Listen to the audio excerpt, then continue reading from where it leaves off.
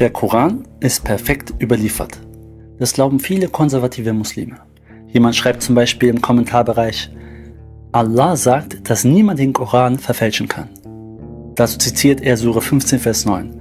Wahrlich, wir selbst haben diese Ermahnung herabgesenkt und sicherlich werden wir ihr Hüter sein. Die meisten Muslime sind davon überzeugt, dass der Koran perfekt überliefert worden ist. Sie sind der Meinung, dass Mohammed den Koran Vers für Vers von Allah bekam und dass sich an diesen Versen seitdem nichts geändert hat. Stimmt das wirklich? Wir werden aufzeigen, dass sogar authentische islamische Überlieferungen dem widersprechen. Dazu sehen wir uns als Beispiel den Vers über die Steinigung von Ehebrechern an. Dieser Vers wird in der islamischen Überlieferung als Koranvers erwähnt, aber er steht nicht im heutigen Koran. Er ist sozusagen verloren gegangen. Im Koran, in Sure 24, Vers 2 steht: Wenn eine Frau und ein Mann Unzucht begehen, dann verabreicht jedem von ihnen 100 Peitschenhiebe. Doch in der Hadith-Sammlung Sahih Muslim lesen wir von einer anderen, deutlich härteren Strafe.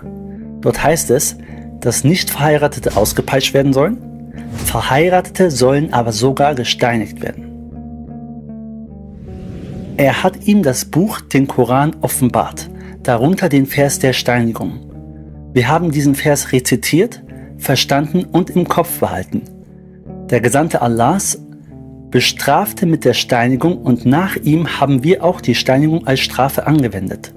Ich fürchte aber, wenn lange Zeit über die Menschen vergeht, bis jemand sagt, wir finden nichts über die Steinigung im Buch Allahs. Und dann gehen sie mit der Unterlassung einer Bestimmung, die Allah herabgesandt hatte, in die Irre.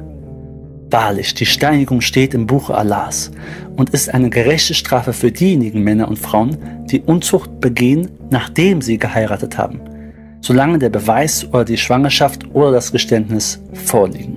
Zitiert habe ich aus Sahih Muslim, dasselbe ist aber zu finden in Sahih Bukhari. Die Steinigung als Strafe stand im Koran.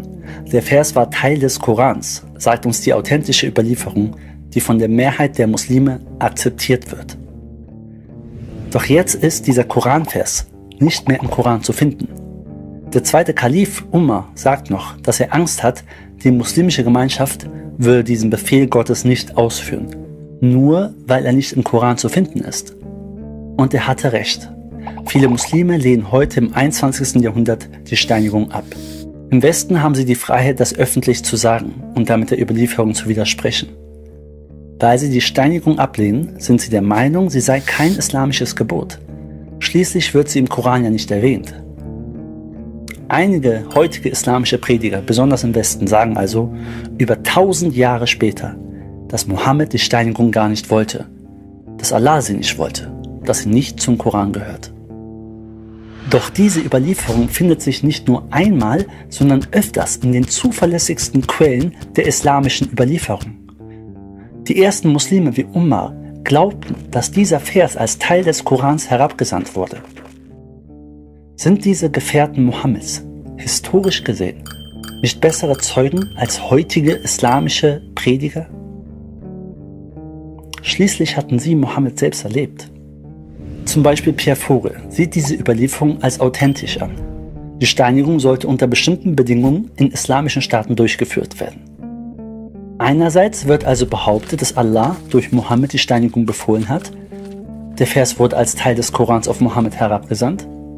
Andererseits findet sich diese Strafe aber nicht im heutigen Koran.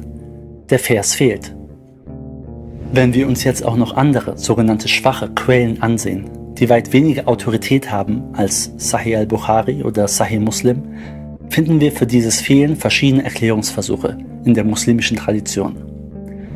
Wir lesen von Said, der zur Zeit von Uthman den Koran zusammengestellt hat. In einem anderen Video zeigen wir das. Er soll sich geweigert haben, diesen Vers in den Koran zu lassen. Aisha erklärt, dass sie diesen Vers auf Blätter geschrieben bei sich im Zimmer liegen lassen hatte und eine Ziege hat ihn aufgegessen. Es stellen sich verschiedene Fragen. Wenn der Koran diesen Steinigungsvers ursprünglich in sich hatte, warum ist er jetzt nicht mehr vorhanden?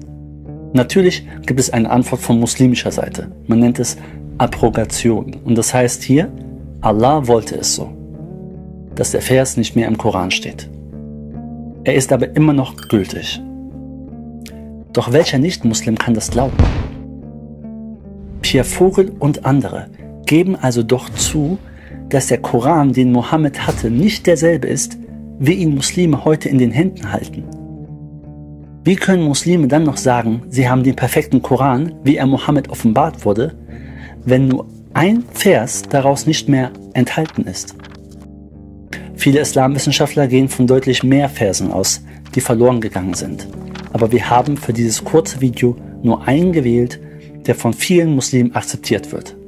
Es gibt aber noch sehr viel mehr Material. Informier dich selbst im Internet. Lies zum Beispiel bei ansehungsislam.org oder schau dir eines dieser Videos an.